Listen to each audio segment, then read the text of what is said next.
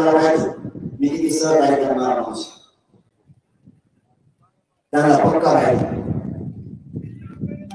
मी एकदा एखाद्या गोष्टी सहकार्य करणं म्हणलो मला मराठी समाज सहकार्य करणं मला विषय आजची केलेली चूक देवेंद्र फडणवीस लागू करायला होती कारण डीजे म्हणजे हे दहशतवादाचा प्यार नाही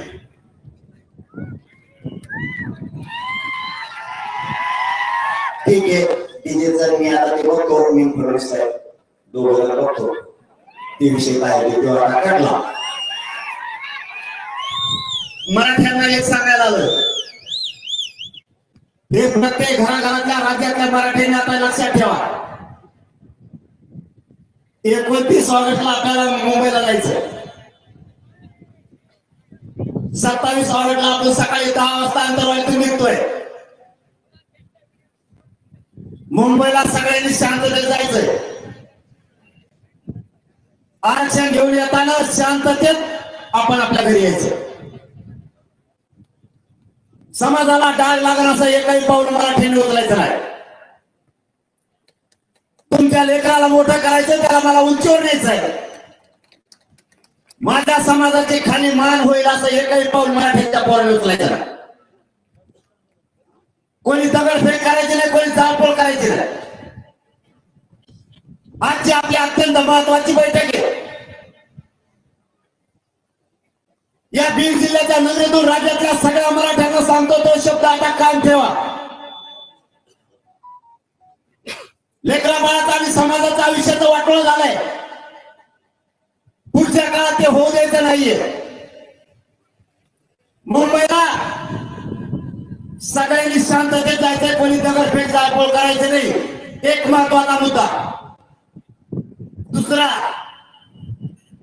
आपल्या शेजारी जरी कोणी जाळपोळ केली दगडफेक केली एकाने सुद्धा पळायचं नाही त्याला उचलायचं आणि पोलिसांच्या गाडीत फेकायचं जाळपोळ दगडफेक करणारे ती आपल्या संग आलेली पैदा असणारी हे लक्षात ठेवा सरकारने षडयंत्र करून ते लोक आपल्या घातलेत वेळ पडली तर त्यांना आपल्या घोषणा द्यायला होते ती गडूळ आवाज मला घोषणा द्यायला बसली सरकारला शादी आपल्याला खुश करण्यासाठी वेगळ्या वेगळ्या घोषणा दिली आणि त्यांचेच लोक पाठवलेलं म्हणते फडणवीस देत नाही हा ना दगड ते म्हणू शकत त्यामुळे ते आपलं नाही आपल्यापासून 5 फुटावर जरी दगडफेक झाली तरी लक्ष द्यायचं नाही सरळ चालायचं मुंबईला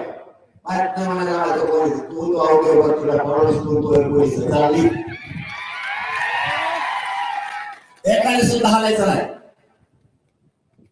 भूमिका दुसरी बीड जिल्ह्यातल्या प्रत्येक घरातल्या माणसाला घरी राहायचं नाही आणि या बीड जिल्ह्यातूनच राज्यातल्या मराठ्यांना सांगतो माय बापा शेवटचे फायदे अशी जमून हाणायची मराठ्यांच्या डोक्यावर आरक्षण विजयाचा गुला लाट टाकायचा माग फिरायचं नाही बस झालं माग फिरा तिथं कटाळा आलाय उपोषण करून आता फेस पडलाय शेवट फाईट आता सोडायचं नाही मैदान काम तिसरं आणखी 2-3 दिवस हातात आहे तुमच्या बीड जिल्ह्यासह महाराष्ट्रातल्या सगळ्या ग्रामपंचायत सदस्याला फोन लावायचे त्याला सांगायचं मुंबईचा सरपंच माजी सरपंच चेअरमन पंचायत समिती जिल्हा परिषदचे मेंबर सगळ्या पक्षाचे अध्यक्ष जिल्हा प्रमुख नगरसेवक सभापती उपसभापती नगराध्यक्ष महापौर आमदार मंत्री खासदार माजी आमदार आणि विशेष राहिला महत्वाचा म्हणजे भावी आमदार भावी खासदार मेंबर भावी आज ते मला सोडून गेले आपल्या प्रधान सगळ्यांना सांगा मुंबईला चल त्यांना काय बोलू नका, तुम्ही डोळ्यावर येऊ नका. तुम्हाला काम सांगतो, आम्ही मुंबईला गेलो, मागं मुंबईला फिरत आहे आम्हाला. महाराष्ट्रातल्या सगळ्या मावल्यांनी हे काम करायचं. इकडे गल्लीत कोण निघत हळूच नाव सांग, त्याचा बागाला उठतो पाडाच. जो आपला नाही समाजाचा, जो आपल्या अंगणात नाही, जो आपल्या लेकरा बाळासाठी नाही, तो आपला नाही. एक बिघड हजार नाही राहिला पाहिजे. मला असं चित्र दिसतंय सध्याचं, जातवान असल मराठ्यांची खंडाने ओळख ती घरात यावेळी झोपूच शकत नाही. त्याचा त्याला अपमान वाटणार आहे घरी झोपल्यावर, कारण घरच्या माय मावल्या, घरची ताई त्याला म्हणणार आहे. सगळा महाराष्ट्र झुंजतोय तिकडं मैदानात, सगळा महाराष्ट्र तिकडं लढतो आपल्या लेकरा बाळासाठी. तुम्ही घरात झोपला, त्यालाच त्याची जिंदगीची लाज वाटणार आहे की मी मराठा असून सुद्धा घरात झोपलो. चौथं काम, डॉक्टर, वकील, मास्तर आणि श्रीमंत राजकारणी मराठी यांना मला एवढं तुमच्या गाड्या बाहेर कावळे हागू नये म्हणून झाकून दिले दोघं.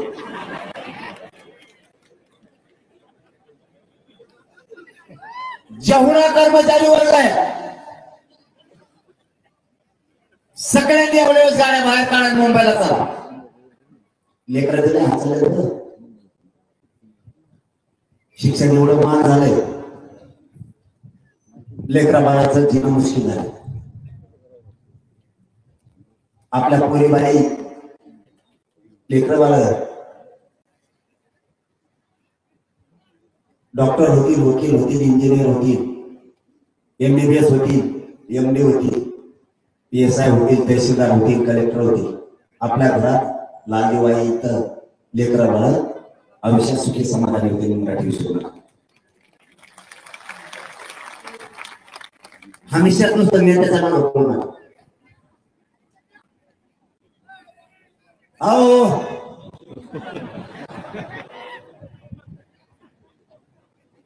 ते लय अवघड सांभाळलं सोडून. मग मला माहिती आहे आता 9च्या पुढे राज्य तर कशी सगळे दोघे मलाच माहिती. 9च्या पुढे कोणताच बाबा रेटत नाही. कसला वा त्याच्या पुढे उभा करा फुकटच काढली लय अवघड. राजकीय नेत्याच्या दबावाला बळी पडून कोणी मुंबईला येतं थांबू नका. तुम्हाला वाटत आमची सत्ता आहे, सत्तेतल्या मराठ्यांना पण सांगतो, कुठला मंत्री तुमची फीस भरणार नाहीये. तुमची सत्ता आली म्हणजे तुम्हाला फुकट नोकरी लागणार नाहीये. त्याच्यासाठी आरक्षण गरजेचं. इथं जातीवर संकट आलंय, संकट आलंय तर आता त्या जातीचं तुम्हाला रक्षण करावं लागणार. राज्यातल्या सगळ्या पक्षातल्या आमदार, खासदार, मंत्र्यांना सांगतो, माझ्या जातीसाठी धावून या. माझा समाज आणि जात मोठी होऊ नये म्हणून सगळे पडले. तुम्ही काहीही करा, माझी जात हरवू देऊ नका. तुम्हाला हात जोडून गेले त्या जातीचं रक्षण करा. सगळे तुटून पडा.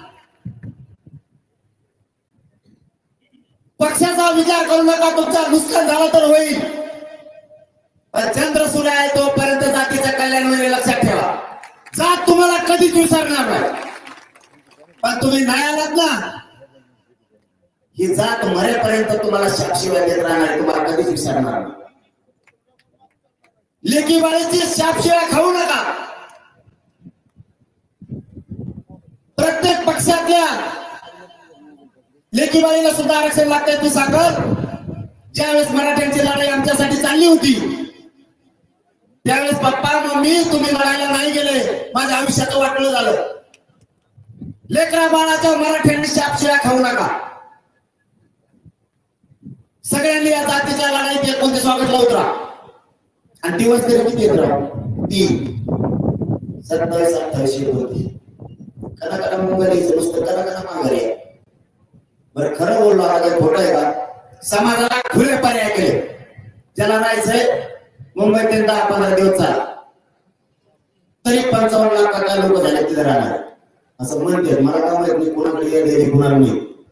आता 55 लाखाचं म्हणलं मुंबईचं बाहेरच जायचं का नाही आता 100 वर्ष ठोक आणि सोडा द्यायला 3 कोटी कसे जास्त. ज्याला इथं थांबायचंय इथं काम आहे कोण म्हणलं काय सोय करा तिथं दगड सुद्धा नीट नाही असे येतो वाकडे तिकडे वेगळेच दगड येतो. कोणत्याच देशात दगड नाही होते कोणाकडे गोल असते काही खरबूड मरबूड येते अशी कसा टाका तुम्ही तरी ते दगड असाच उभा राहतो. कसं टाकता येणार नाही तुम्हाला त्याच्यावर काही बघितलं पण तसलं काय बघायला मिळत नाही. आणखी वेगळंच आहे मध्ये जे बघायला ते दगड असे दगड कुठे दिसतं ते खेकड्यासाठी वर धुऱ्या केलेल्या दगड म्हणते होईल उचलून आणायला तरी बसता येत नाही. त्याच्या खाली पावसात झोपायला बसावा किंवा आडोशाला बसावं बसता येत नाही. आपल्या तिकडे डोक्यापेक्षा मोठा दगड आडोशाला बसला तर पोच लागत वेगळेच दगड त्यामुळे ते विषय होईल कसं तरी.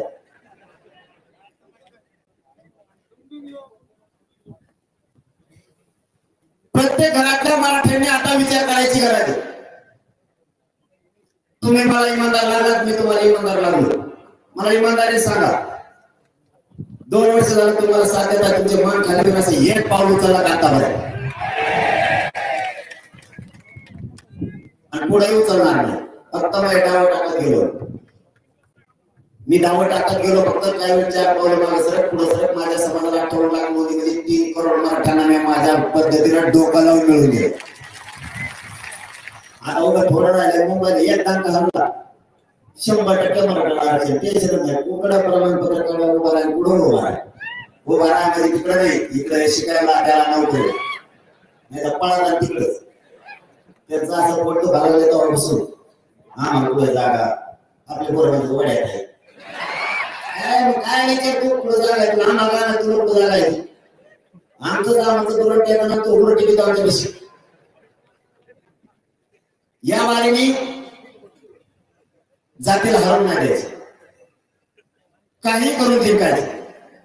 त्यांनी काहीतरी बातम्या चॅनलच्या बांधवायच्या म्हणले मराठा रोखायसाठी बायकोन षडयंत्र केले. पाहुणे पोस्टर बसले 2-3 जण एक तात्या 2 आपा हो ना 2 तात्या 1 तात्या 2 आपा रातभर शेणांची दुनिया करा पुढे घालीत असते का दुसरं काय ते म्हणत असं तू हे पुढं ते म्हणायचं शिकायचं तू पुढं तो म्हणायचं तू तुला होय पुढं आम्ही पुढं होत नाही मागं होत नाही तुकडं होते तू बघा मुख्यमंत्री तू हे म्हणल्या त्या लोकांवर ढाकल्याचं सवय ते चालला तर कोपरा ना दुसऱ्या सगळ्या मराठ्याच्या नेत्याचं वाटलं करून टाकलं ते तरी म्हणून आमचा साहेब काय चांगला आहे तर ही त्याला घेऊन आणि काय राग येतो आणि आंध्रामध्ये तुम्ही बघा खरं बघा का 3 नंबर राग माझ्याकडे आठ मध्ये 3 आठ म्हणून तेवढे तू बघा ते खरं बघा मला मिळा ते मला नको दिलं होते त्याला खुशी म्हणजे मी बोलायला पटत आहे की त्यांना हा ते म्हणजे लय अवघड म्हणे ते म्हणजे तुम्ही बोलतात ना हे तर पटत आहे आम्हाला सगळ्यांनी एक जोड केलाय मी आणि जेवढे मंत्री येत सगळ्यांना ओएटी दिले म्हणे एक आणि ओएटी देऊन एक मंत्री म्हणला माळीला सुद्धा लागत नाही माळामध्ये एवढा लागला टप्पो ते म्हणा माळी सुद्धा लागत एवढे ओएटी दिले म्हणजे अशी हुशार आहे त्याचा आधारे आणि उच काही करायला गेले तरी त्याला समजलं किती बेजबाबदार माणूस असा आपल्याला त्यांच्याशी देणं घेणार नाही पण खरी परिस्थिती अशी जर आपलं मोठं घर सोडून शिंदे साहेब जर तुमच्याकडे आले त्याचा रिसर्च सांभाळला पाहिजे मोठं घर सोडून अजित पवार जर तुमच्याकडे आले तर सांभाळलं पाहिजे सगळ्याच मला भोगे लावून बारीक बारीक पक्षाचा कार्यक्रमात लावला ते कुणाच्याच नाही राहिले कुणाला म्हणतात आम्ही तुमची ती बारकाल्या पक्षावर कुणाच्या एरियाने फिरत येत माग अशी फजिती केली. जाती जातीत माणसं फुले जाती जाती मराठी ओबीसी झाले, ओबीसी मराठीवर झाले. म्हणा झाले का आपल्याला ओबीसीची त्याला म्हणा तो किती वेळ जेल होतो. मी भांडण होऊन देत नाही मराठीचे ओबीसी. तुला काय करायचं तर सगळ्या काड्या टाकून बघत 10-12 जण पण काहीच उपयोग होत नाही.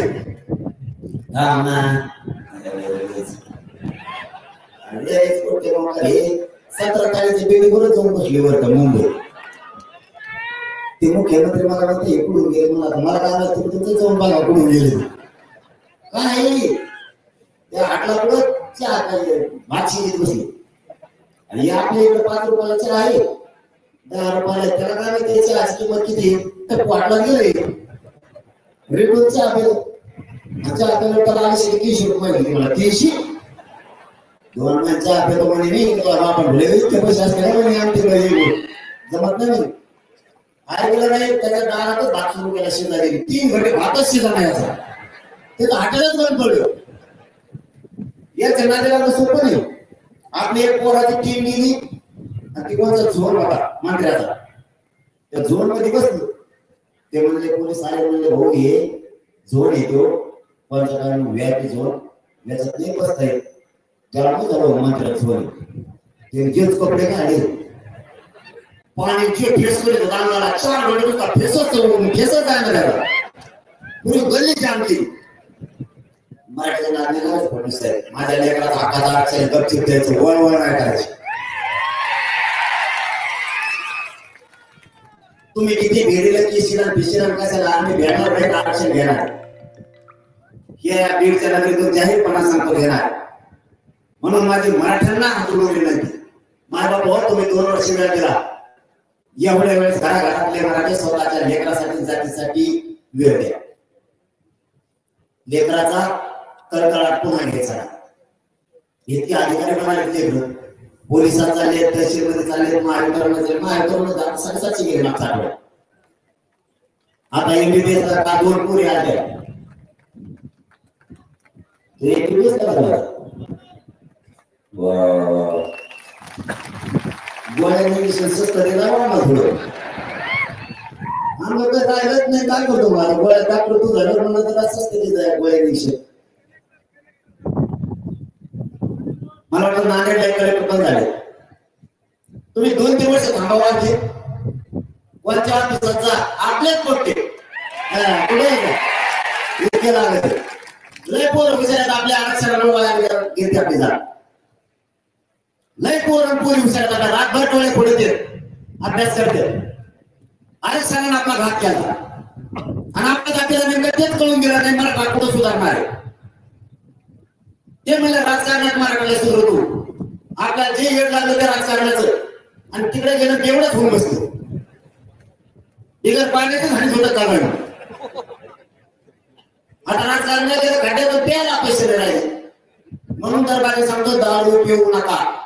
व्यसनापासून मराठ्यांनी लांब जायचं. एकाने दारू प्यायचं कोणी आणि इतक्या तिच्या लोकांना सांगता तुम्ही दारू बंद करा. मावशी हो तुम्हाला दुसरं काम मावशी आवाज येतो का? आणखी दुसरं काम आहे तुमच्याकडे मोगा एक साईडला आता ध्यानात पकड व्हायचा. तुमच्या लेकरा बाळासाठी झटतो रात्र दिवस जीव पणाला लावून दाखवा. कुणी दारू पेला मला हळूहळू सांगा हे पेटे करून त्याचा असा दुमटा काढून आंदोलन बोलून घेऊन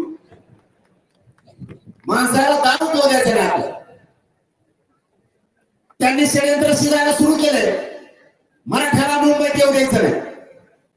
अशा मीडियातून बातम्या मुंबईत जायचं. त्यांनी किती प्रयत्न करू द्या मुंबईत मराठ्यांनी घुसायचं आणि गणपती बाप्पा घेऊनच घुसायचं.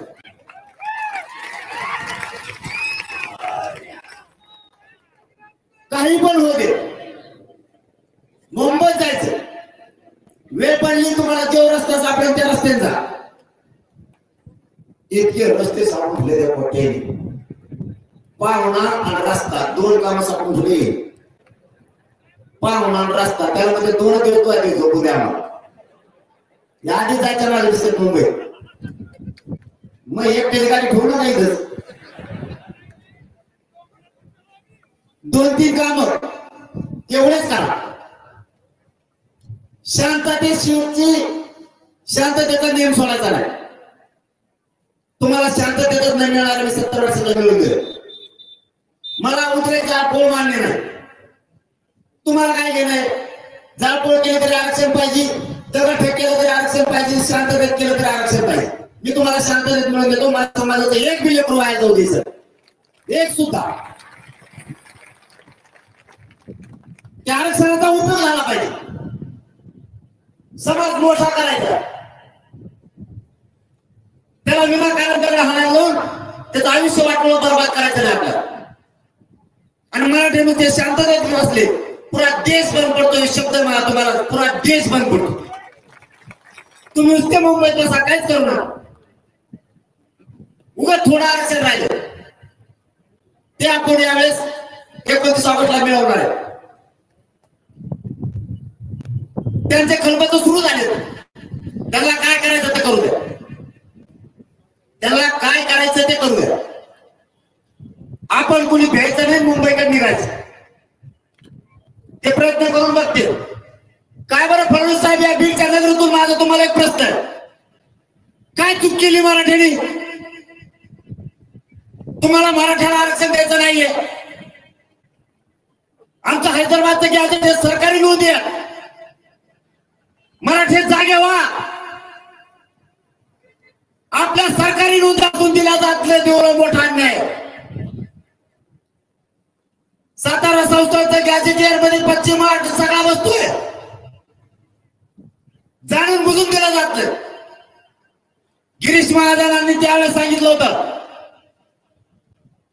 मराठा आणि कुणबी एक आहे. हे जर जाहीर करायचा असला आधार लागतो, त्याशिवाय कायदा पारित होत नाही. आता 58 लाख नोंदीचा अहवाल आहे, तरी का दिलं जात नाही? याच्याही पुढचं मराठ्यांना सांगतो. परवा 20-21